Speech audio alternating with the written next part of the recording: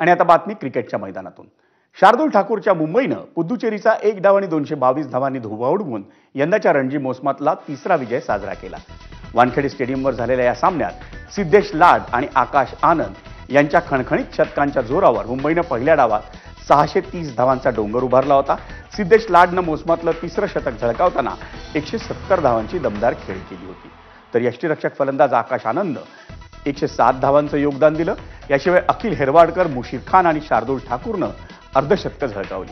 त्यानंतर मुंबईच्या प्रभावी माऱ्यासमोर पुद्दुचेरीचा पहिला डाव 132 तर दुसरा डाव 276 धावात आटोपला। दरम्यान मुंबईसह विदर्भ आणि महाराष्ट्रानंही आपापल्या गटात विजयी वाटचाल सुरू ठेवली आहे।